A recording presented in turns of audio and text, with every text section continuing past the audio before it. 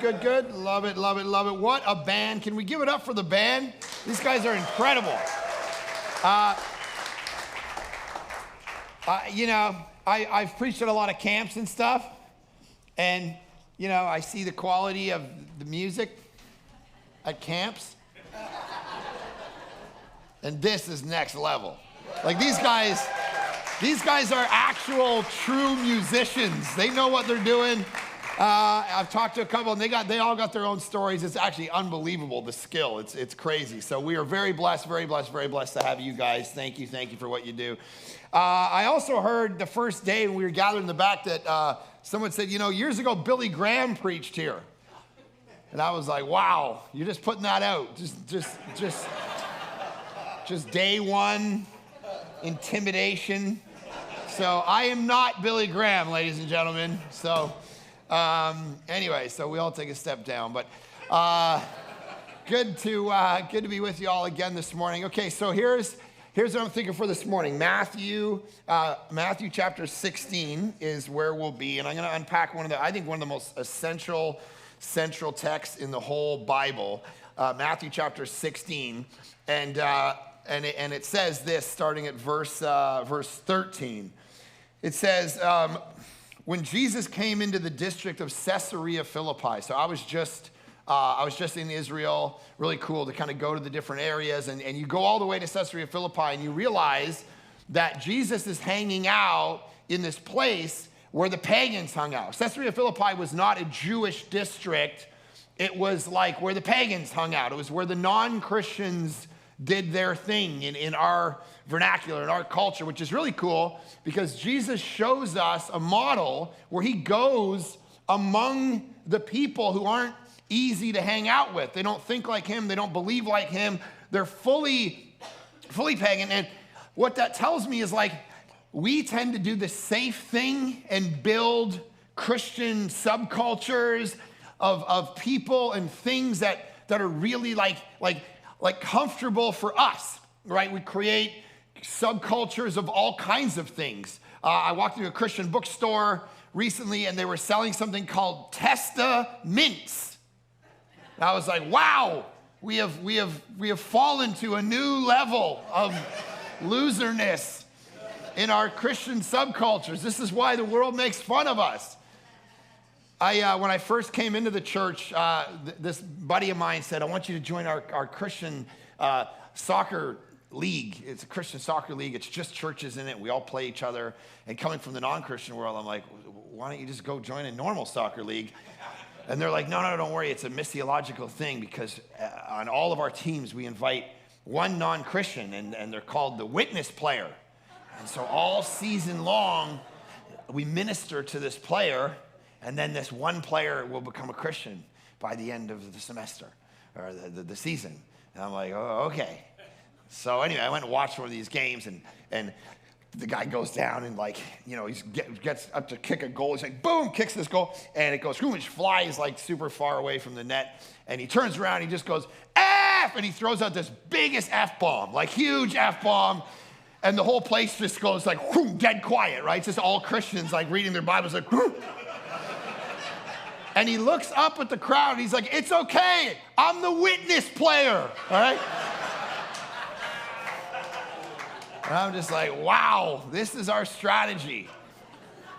This is our strategy. So what we see in Jesus is he actually, he hangs out, just underline that word, Caesarea Philippi. He's not the safe God, right? I don't know if you ever read the book by Mark Buchanan, Your God is Too Safe.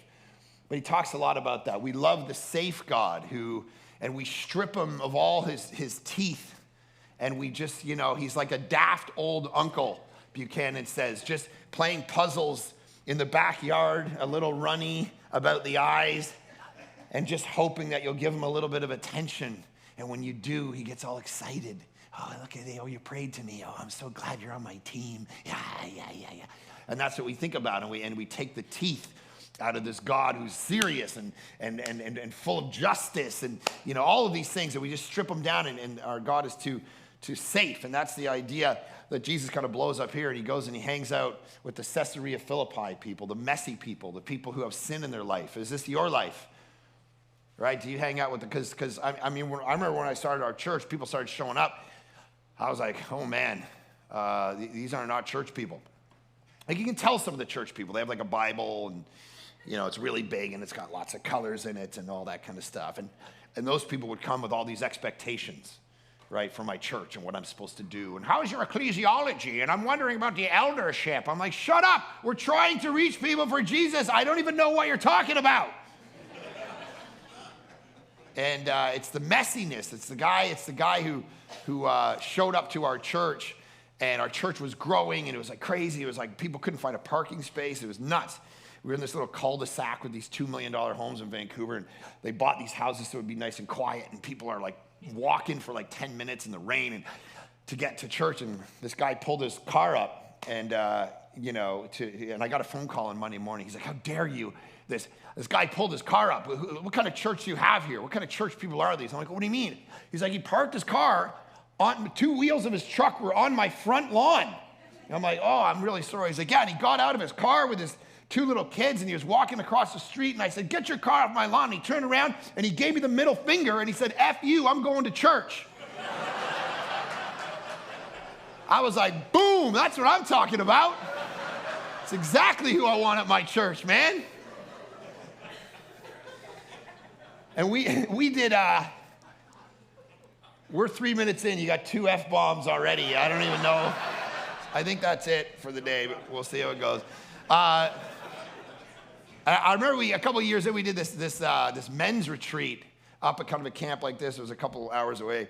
And on the way up, we did this like golf tournament thing. So we went and played golf all day, and then we're hungry. And so it's a couple hours, so we need to be there. And so we pull into like this like kind of like dingy kind of bar. It was the only place to go. And so we pull in there, and okay, we got to eat something before we go to this conference.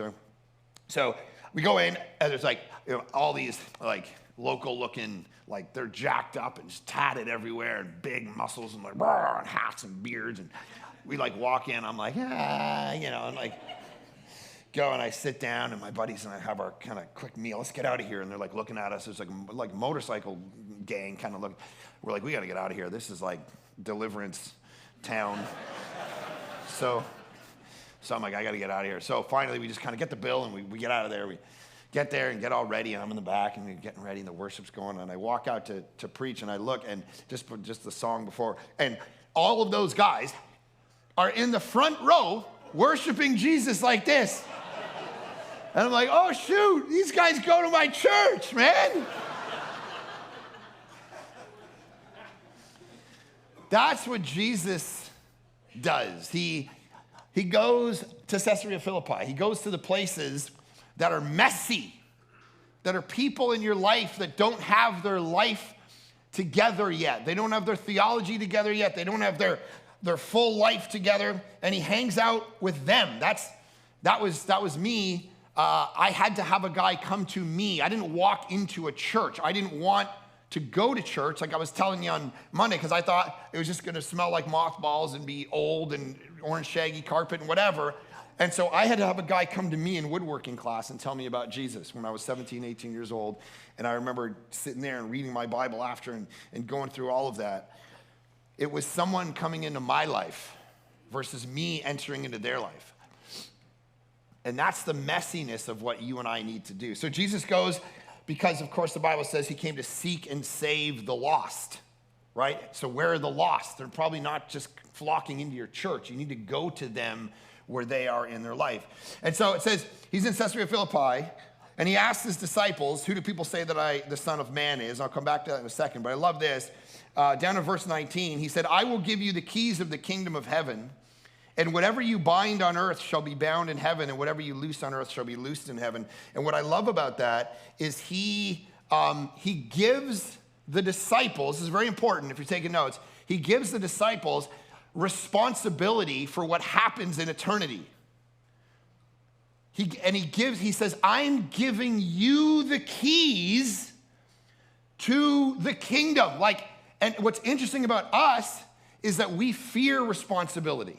And so we want to give the keys back to Jesus, right? He's going, I'm giving you the keys. We're like, no. And he's like, here. And he's kicking you the keys, but you're constantly wanting to shuck the responsibility of what he says here, being loosed in heaven and earth, over to other people or over to him. And he's going, I need you guys to take responsibility for eternity. That's on you. I'm giving you the actual keys. And that's what's beautiful because, so during the early days of Village, these people would get baptized and we'd have to interview them and figure out what they're doing. And even a couple weeks ago, we had baptisms at Bayside. And it was beautiful because, you see like 30, 40 people baptized in a weekend. And people are cheering and loving. And every time we do these baptisms, people would cheer and cheer and cheer. And I could get up and I'd go, last week we saw 96 people baptized. And people would be like, whoa, and they'd cheer and cheer and cheer. And then I'd stop and I'd go, and how many of them got baptized because of you? We love observing baptism, but I'm asking you, here at Mount Hermon, how many people have got in the baptism tank because of you in the last year? We celebrate when our church, I don't know who that random is, but woo, I'm excited. Looks like he has a past. Woo-hoo! But how many because of you? That's what he's saying. I'm giving you the keys. Don't kick them back to other people. Certainly not your pastor. But if I bring them to church, then my pastor. People are supposed to come to Jesus not at 9 and 11 on a Sunday, but on Wednesday at 4 p.m. in your living room. So Jesus says, I'm giving you the responsibility. And I mean, this is what I begin to realize, man, that Christianity isn't for cowards. It's like not for people who just love the comfortable places and aren't willing to be challenged. It's for I remember, most people would show up when we were doing Christmas Eve services. Even in Canada, people would show up. Like our church would double in size Christmas Eve and Easter. This probably happens at your church, right? It's like everyone and their uncle shows up. And now you got to put on 95 services and dance around for everybody and entertain them so they come back. I was looking, make sure everything's perfect on Easter. Make sure everything's perfect because then they're going to come back and we can eat. Everything's going to be good. And they don't come back anyways. But every year we just put in all this effort and energy and do all these things. And so finally I just started getting up at our Christmas Eve services and saying, listen, what are you doing here?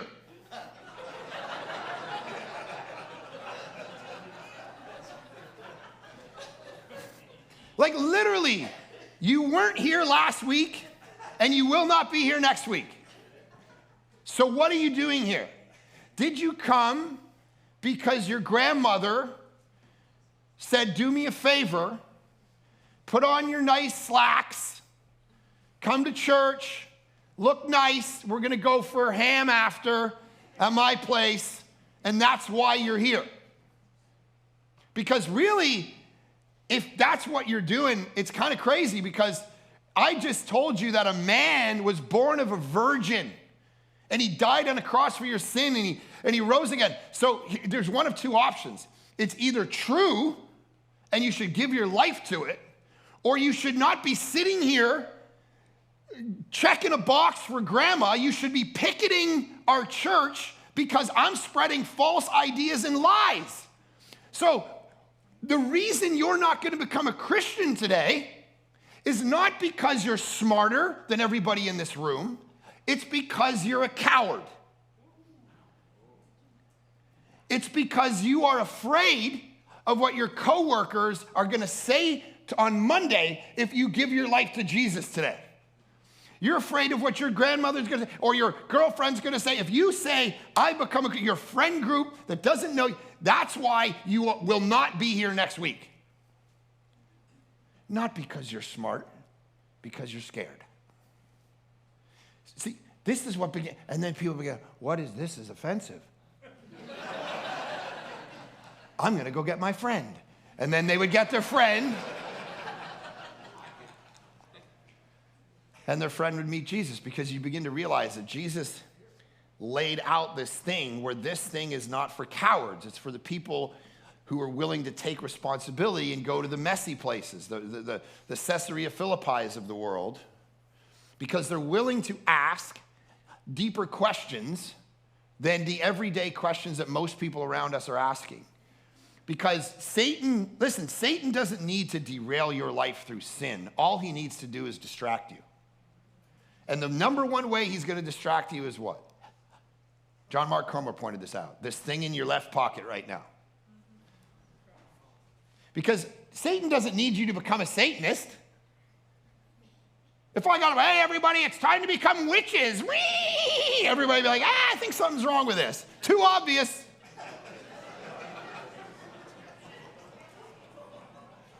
You don't need to start worshiping Satan. You just need to be someone who doesn't worship Jesus. That's good enough. And so we think about what does that rawness look like? I'm completely distracted by answering the questions about money and power and beauty and success and fame that I haven't stopped long enough to ask the eternal questions about what Jesus is talking about here, which is, I'm giving you responsibility to impact eternity, heaven, earth, loosed in heaven, bound in heaven. Have you even asked the question about heaven recently? The big existential questions, or are you just trying to figure out the daily grind? Make sure my kid doesn't die here at camp.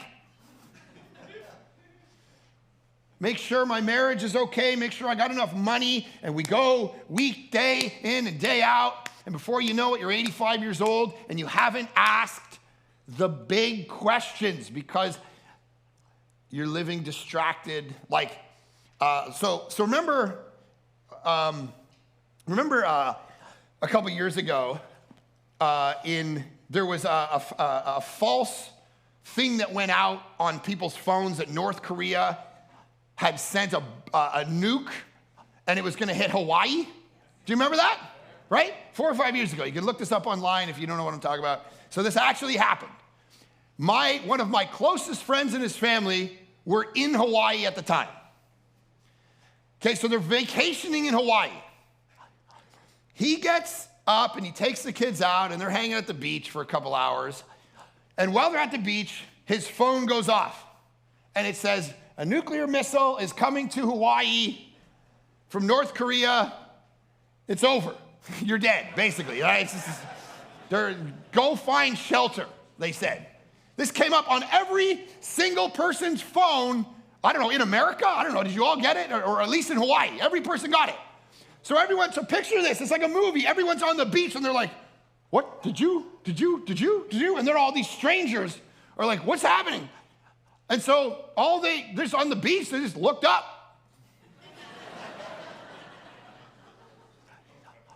They're like, what do we do? And he's got his 3 kids there, and they just start crying. And they're like, oh my goodness, what's happening? We gotta find your mother. She can stop it. So it's like, so the kids, so they run upstairs to their room, and they throw open the door, and the mom's not in there. They go in, they look, where are you? Where are you? Go in. Nobody's there. They're like, oh my gosh, what are we gonna do? So they go down to the lobby, and now the lobby is like 400 people just sitting in the lobby. People are praying, crying, worshiping. He's leading his kids to Christ again, just to make sure, let's repent of sin, let's trust in Jesus, let's do it. And they're literally, this is what they were doing, and they're telling other people about Christ. I mean, the bomb is on its way. And texting and calling and nothing. So I don't know how long it went on for, but finally this text comes through and it says, false alarm. All right, this is like the competency of government at this point. False alarm, Tommy hit a button wrong or whatever. Sorry. And everyone's just kind of sitting there now, like in this room, looking at each other. And I kind of get up and, all right. What are you doing? Hey. And he's like, where's my wife? So finally they run back upstairs, and she's in the room coming out of the shower. He's like, where have you been? She's like, oh, I was working out. Working out? Where? I was down I had my phone off. Me and this other lady, we were talking to each other. What's the problem? What's the problem? We were all dead. And she's like, oh, stop it with that silliness. He's like, no. And the kids are like, no, Mom, look. And she's like, oh, you guys are crazy. Anyway, where do you want to go for lunch? And when I realized that happened to him, man, it was like half of us are going through life like her versus him. We don't feel the pressure of the urgency of the eternal questions of you are about to die. Every single one of us. And the veil between us and eternity is so thin. It's like we're on the brink. 86 years, boom, gonna fly by. My kids were babies yesterday, man. Time is flying by. And Jesus is going, are you just on the treadmill, working out, oblivious to the actual questions that matter in the universe? The eternal things, the question about heaven, the question about hell, the question of your own soul. This is why Jesus is going, hey, disciples, I know we've been hanging out for 16 chapters. I want to give you some responsibility to answer the big question. So he says, I want to give you the keys and responsibility. And then he says this in the text. Who do people say that I am? Who do people say the Son of Man is, right? Back up in verse 13, which is, I love that question because notice it's a vastly different question than our culture asks, which is, who are you? The question when you stand before God in the end isn't going to be about, did you find yourself and figure out your Enneagram number? And going, so I'm a 9, so that's why I forgot the kids again. Whatever. Whatever, I don't know. It's like, but that's what we do. I'm an 8, so I'm a jerk. But I'm an 8, and I am. My wife and I are both 8s. Just fascinating. Everyone just feels sad. But notice, who do people say that the Son of Man is? Not who do people say you are? And then, of course, they riff through options. Some say John the Baptist, which is interesting because he just died. Others say Elijah, others Jeremiah, one of the prophets. He said to them, but who do you say that I am? You are the Christ, Son of the living God. So he says, you are the Christ, which I love, because again, it brings us back to what matters, which is not you, but Jesus. That you are not the hero of your story, but Jesus. I've been talking to a few of you hanging out, and you're like, that thing about the Bible's not about me, it's about him. That's the thing that's kind of messing with me this week. It's like, oh, I'm doing my devos again, going, oh yeah, shoot. I'm not Hosea, the prophet. I'm Gomer, the prostitute wife. But I love this because it says that the issue is Jesus. The issue is you are Christ, Son of the living God, which I love because that's where the power is.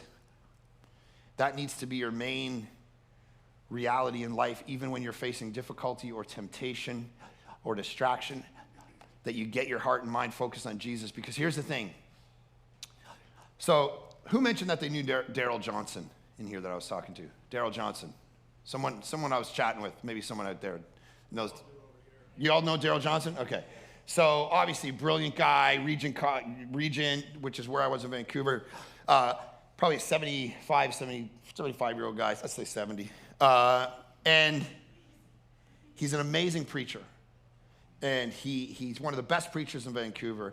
And he was my professor, one of my professors at Regent, and chatted with him a while. I remember there was a discussion one time, he was talking about preaching, and he said, someone said, what would you do if you showed up to preach on a Sunday and no one showed up? Like the seats were empty. to hear your sermon, what would you do? And he said, I would preach anyway, because there are principalities and powers that need to hear that Jesus Christ reigns on a throne. There are principalities and powers that need to be told that they are defeated because of the cross and the resurrection of Jesus. I don't need just people to hear that. I need the universe to know about the manifold wisdom of God, as Paul talks about in Ephesians 3. That's our job. And so he's going, that you are Christ, Son of the living God. You are the Messiah. You are the anointed one. That is the ultimate question of your life. It's like, but not just, it's very important. I'm not just asking you whether you believe that. Do you believe that Jesus is the Son of God? That's not actually the only question. So a bunch of years ago, Bayside asked me to come down and do this apologetics conference, right? So they have conferences, about 4 conferences a year, and one of them was apologetics, and they wanted me to come down and do this defense of the resurrection. And so I came down and, 2,000 people in a room, gave this 45-minute defense of the resurrection. It's like this makes the most sense out of history. When I was a non-believer, I would study it, and every other explanation for the rise of the early church and all these different things has no better explanation than Jesus Christ really rose from the dead and appeared toward 500 people and all of that. And everyone's like, and I just went through all of the other options, right? Oh, the swoon theory, he kind of passed out on the cross, and they took him down and, threw him in a grave, which is the Roman Empire would never do. They used to crucify 6,000 people in a single day. The one thing they knew how to do was kill people. It's not like Jesus was thrown over here and they ooh, that was close.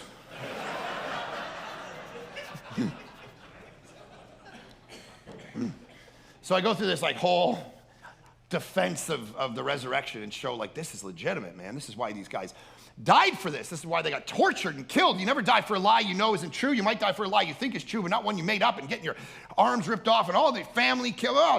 So we go through all this stuff. And by the end of it, these people they're on their feet and they're clapping. They're convinced. Did Jesus rise from the dead? Yes. Do you believe it? Yes. And I said, cool. So does Satan. And it doesn't save him. Why? Because he doesn't treasure it above every other thing in the universe. He knows it, but he doesn't love it. He doesn't trust to it. And my fear is that some of us could rhyme off, you are Jesus, the Son of God, Son of the living God. I'll give you Christology. I'll give you Trinitarian ideas, but you don't treasure it. You just know it. And Jonathan Edwards talked about the idea that loving God is actually the key component of saving faith. Not just knowing him, but loving him, treasuring him, trusting him above all things. And this is what we just get wrong. Because maybe Jesus doesn't inspire us. This is the other thing Darrell Johnson points out in one of his books. Jesus probably doesn't inspire our culture sometimes because sometimes we're presenting the wrong Jesus. The Jesus we're presenting is the poor peasant Jesus that walked around as a victim. And he didn't have any family, and he walked around, and he didn't have any money, and he's got a skirt on, and everyone's like, great, this is awesome. Love your neighbors, pray for those who persecute you. And we're like, all right, sounds weak, but sure. And we forget that that's who Jesus was 2,000 years ago for 30 years. But it's not who he is now. Who he is now is the Revelation 1 Jesus, resurrected, reigning, 7 planets in his right hand. His eyeballs, he doesn't even have any. They're fireballs. And he's not even blinking. And he has all power and all authority. It's just that's who Jesus is now. So sometimes we just miss the boat. And church after church I go to, we miss the message of Jesus as the reigning, ruling king, and we just present him in all these other ways. And even in our own hearts, when we miss that, and it's so easy to miss because it sounds like we've got it right. Because you can be like so close to something, but if it's a little bit off, you completely miss the message. Right? Like I brought my daughter, my whole family went to Disneyland a couple years ago. I remember it. They go to this ride and they're like, we want to go on this ride. It's a 2-hour and 45-minute wait. And I'm like, you know what? My 80s dad is saying, well, deal with it. Let's just leave the park now. That's my 80s dad brain. But my postmodern 2002, the kids don't get to be grounded brain, which my wife has trained me in, says, be a good dad and go stand in line. So I said, kids, I'll go stand in line for you. And they said, really? 2 hours and 45 minutes? You're the best, Daddy. Hugs. And I go in, boom. So I stand in line and they go have fun, 2 hours and 45 minutes. My phone runs out of power. So I'm just standing there like a psychopath, just looking at people.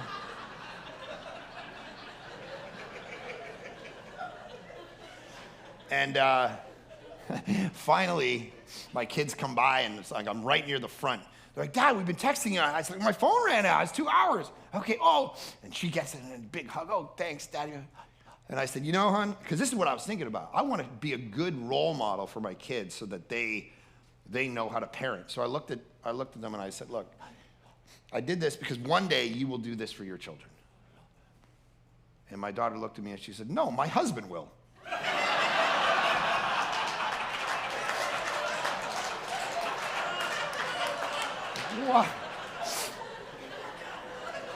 What a loser.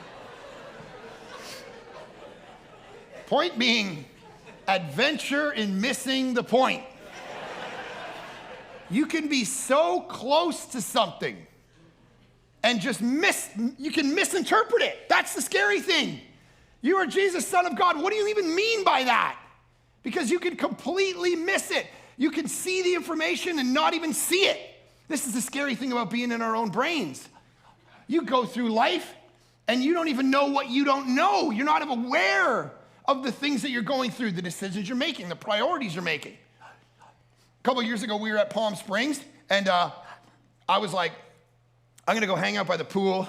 My kid's like, we're gonna go shopping. So I go down to the pool, and I got this beautiful little beach. It's like little beach space, sand space, and it kind of goes into the water. And I was like, oh, this is great, like a little fake sand beach vibe in the pool. So I go down there and plop myself down and, get my book out and just spend a whole day there. It's beautiful. Second day, same thing. Third day, same thing. I'm loving it. My kids are off doing adventures and whatever. I was working on some stuff. So they come down day 3. They're like, Dad, what are you doing? I'm like, what? I'm like sitting there, on the beach. They're like, didn't you read the sign? And I look over and there's a sign and it says, you can only be here if you have children.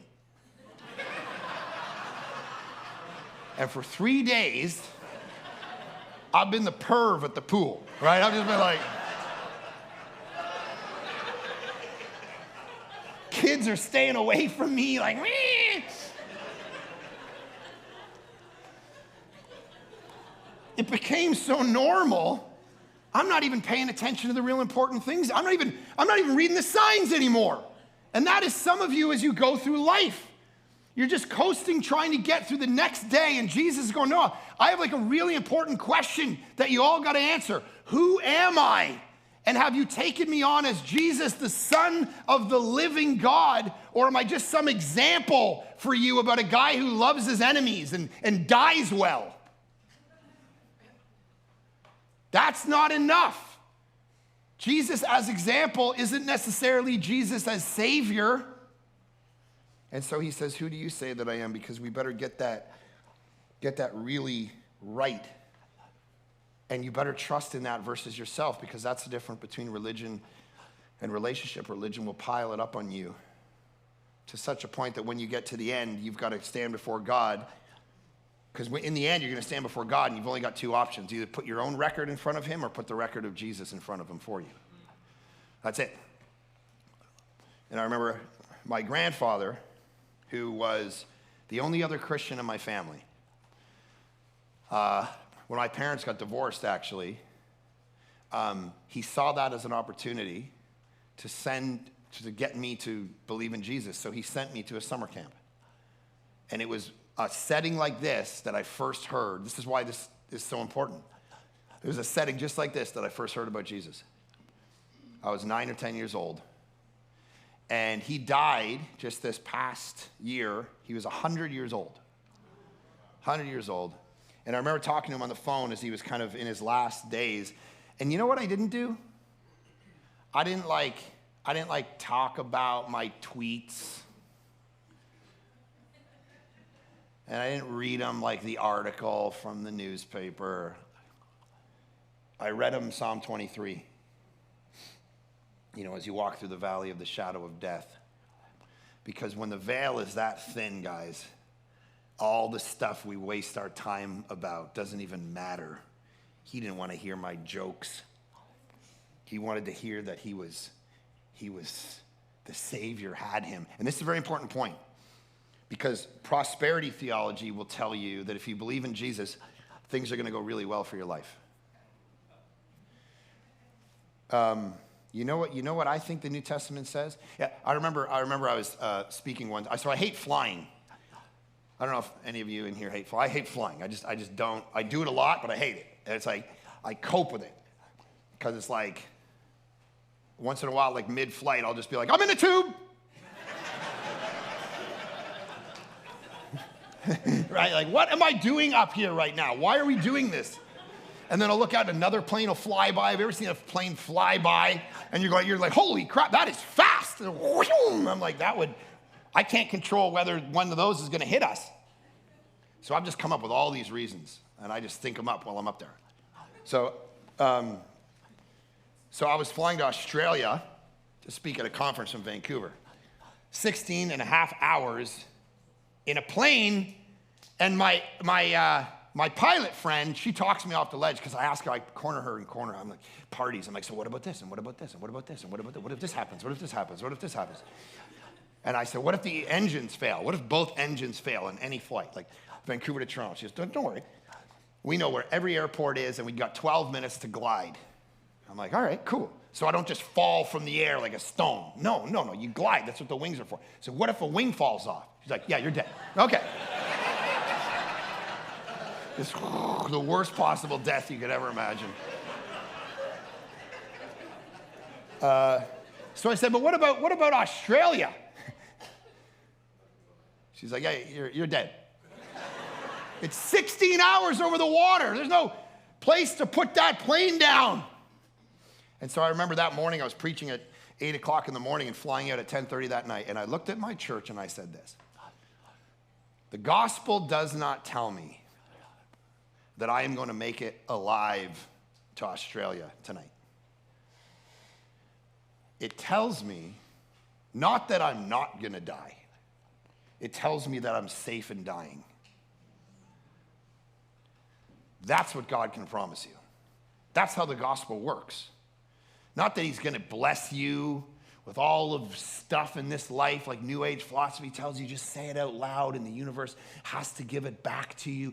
So if you want lots of money, you just say money, money, money, money, money, money, money, money, money, boat, boat, boat, boat, boat, boat, boat. And you put that picture up on your fridge and you manifest it. Boat, give me life, give me money. And that's where the prosperity gospel comes along and plays on. If you believe in Jesus, then this worldly thing will happen to you. And then you read the life of the Apostle Paul or Jesus, and you realize this guy got crucified, and he was at the very center of the will of God, but that he was safe in dying. So Jesus asked these massive questions. And then here's this other thing. So you figured Jesus out. He says, I tell you, Peter, verse 18, I tell you, you are Peter, and on this rock I will build my church, and the gates of hell shall not prevail against it. I love this because he says, I will build my what? Church. There's only 2 or 3 times in the New Testament or in Jesus' ministry that he ever uses that word. Pretty sure they're both in Matthew. But here's what I love about it. He's not just talking about individuals. He's talking about the collective. He's talking about, I'm going to build my church, like a group of people, not just one person. Because, and what I love about that is it counters the modern narrative that you are a self-made man or a self-made woman. And if you could just go inside yourself, if you could just buck up, if you could just get enough competency in your life and perform well enough, you will succeed in life. And you know what the reality is? That's not true. We are only the successes of the people around us, how they help us. And the more we're aware of that, the more we realize, so have you guys read, how many of you have heard of The Problem of God, the book I wrote a few years ago? I saw a couple of you reading it. I don't know if they have it in the bookstore or not, but the way that book was published in 2018, here's what it was. I had an idea for a book. One guy said, you got to get an agent. I'm like, okay. So I called up this agent. She said, I don't want to be your agent. You're Canadian. And there's no Christians in Canada, so we're not going to sell any books. I'm like, okay, great. So I spent a year just writing this book, and she goes, hey, I'm going on maternity leave anyway, so I'll call you in a year. So she calls me in a year. She said, okay, I'm gonna watch some of your stuff. I'm interested. Let's do it. I'll become your agent. So sign the papers. So we do this thing. I do a proposal. All of it's done, ready to go. She's like, okay, one last step. We got to pitch this to all the publishers. So I need you. I said, well, what does that look like? She's like, I need you to do a video where you are telling all these publishers why they should publish your book, why you're so great. And I said, well, send me a couple of examples. So she sent me 3 or 4 of these pastors, and they're in their nice suits and sitting in their offices in front of all their books. And they're like, hey, publisher, I'm so smart. You should publish my book. It's going to be great. So I was like, huh. So I made a video parodying that. So I'm in my office in front of all these books.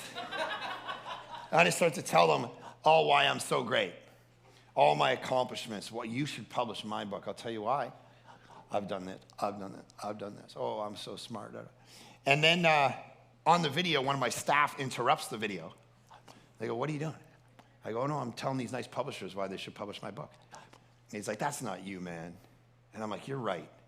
The rest of the video, because I wanted to go into the film industry. That's what I wanted to do with my life before God called me to be a pastor. So the rest of the video was just quick edits, like The Office, of my staff looking at the camera, telling them how great I was. And they were clearly like reading a script.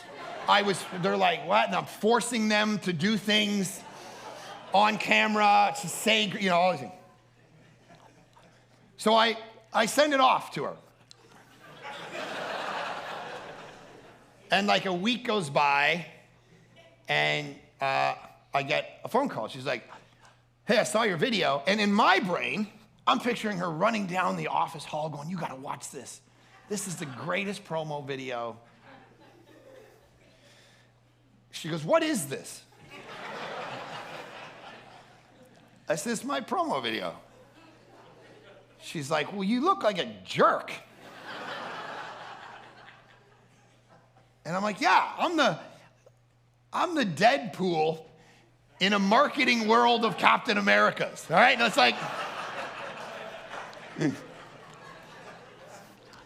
I go, that's the point. And she's like, you're fired. I'm like, what? She's like, I don't want to be your agent anymore. I said, what are you talking about? She's like, I'm sending you a dissolution of our contract. You're fired. Fired? I've never been fired from anything in my life. And I worked at Michael's Arts and Crafts store for 6 years.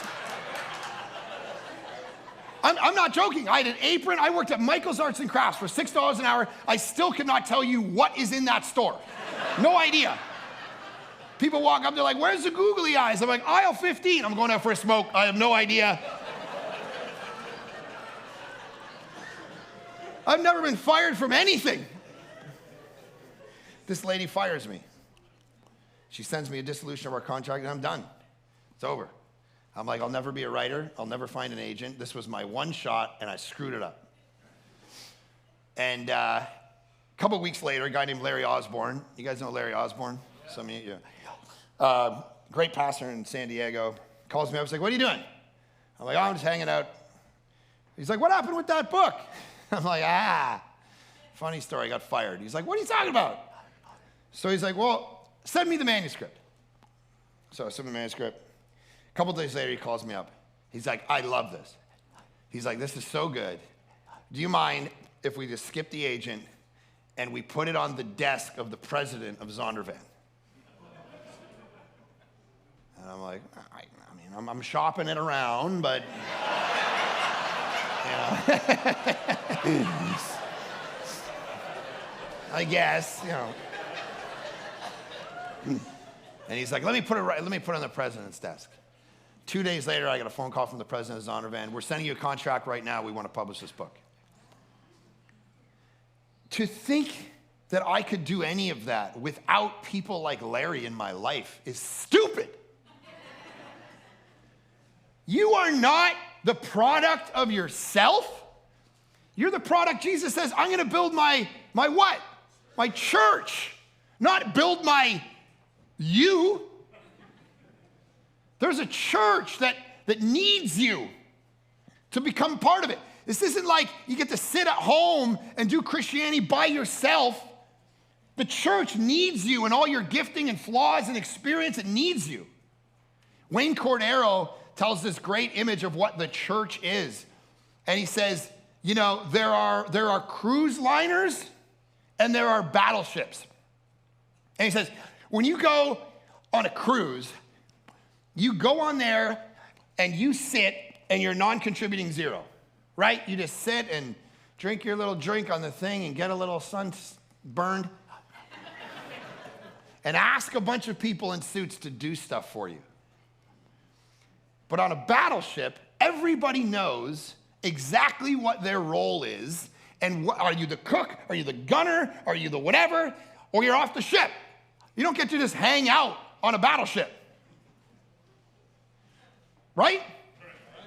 Bring me another Mai Tai on the battleship. You will die.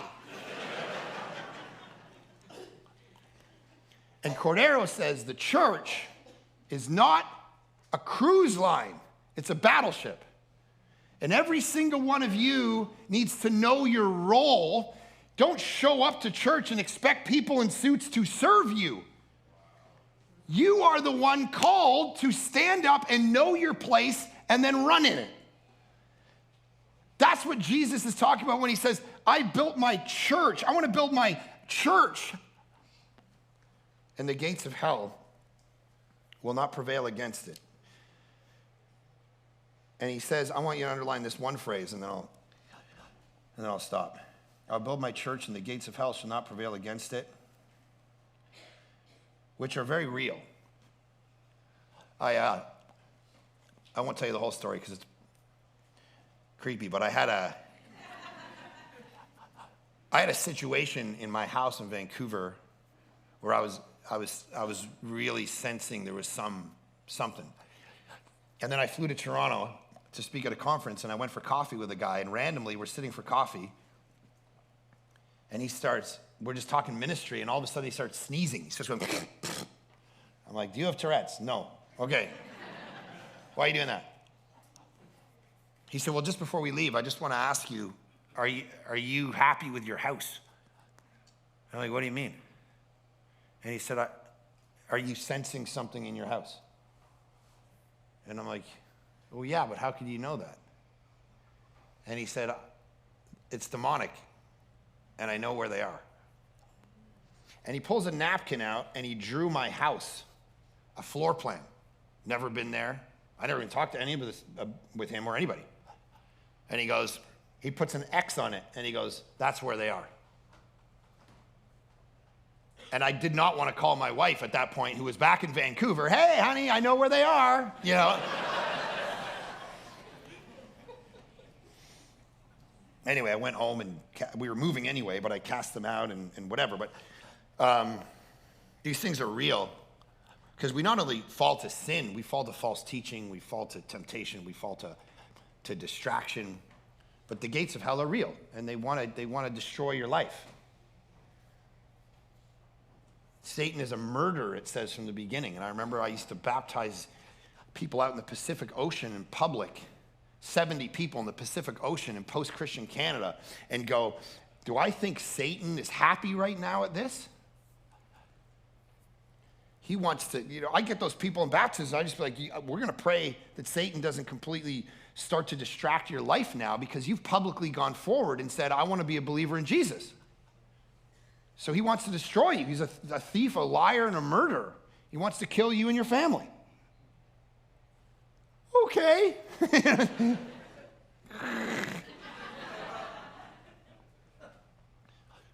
But here's the phrase that combats all of that fear that arises in us.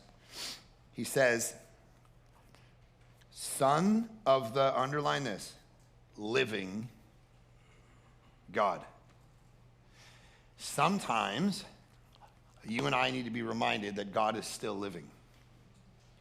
He's not a dead God. He's still doing things that are crazy, that if you have eyes open enough, you can see them. And if all you need to do to convince yourself of that is move backward in your life and start to think about, how did you end up here? What were the statistical odds that you end up in this place right now, treasuring and loving Christ? The amount of things. So, I'll tell you mine. My dad was born in Ottawa, Canada, and his sister was schizophrenic. And as young kids, she would constantly try to kill herself. And so they had to move to Toronto to get her help. And when they moved to Toronto, he met my mom, and they had me. And then, about 70 years ago, my grandfather, who passed away just last year, was driving into work. He worked at IBM. No Christian upbringing, didn't like God, didn't like anything. And he's driving to work, and his engine gives out on the 401.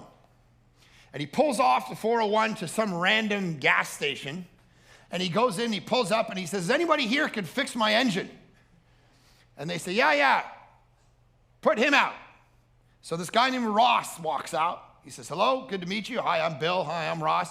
Hey, my grandfather says, "Oh, my engine's busted." He said, "Okay, let me take a look at it." He fixes the engine, and my grandfather says, "Unfortunately, I totally left my wallet at home. I'm not that guy, but I'll come back tomorrow and I'll pay you." And Ross says, "No, don't worry about paying me. I'll tell you what. Come with me tonight." "Where are you going?" He says, "I'm going to Maple Leaf Gardens, and we're going to watch a man preach." So my grandfather shows up, and they walk into Maple Leaf Gardens, and he hears Billy Graham preach and gives his life to Jesus. That's why I'm a believer. Because my grandfather engine busts at a precise spot on a highway. God is alive, and he's hounding you. Remember the old, what'd they call him? The hound of heaven. You ever seen a hound? Sniffs around. So a couple weeks ago at church, it dawned on me while I'm preaching, God is the hound of heaven. It's not a phrase I've ever used in preaching. And I go, the old timers used to say, God is the hound of heaven. This lady walks up to me at the end of the sermon. She's crying. She says, "You have no idea." I said, "What?" She says, "On my way to church today, my 12, 13-year-old boy was in the back. He said, 'Mom, I'm sick of church. I'm done with church. This is the last Sunday I'm going.'" And I pulled over the side of the road, and I looked at him, and I said, "Son, fine, you don't have to ever come again, but I'm just telling you, God is the hound of heaven. And he's going to get you."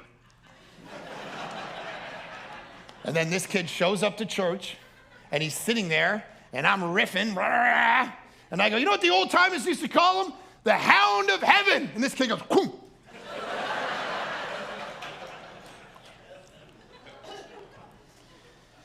You can't make this stuff up.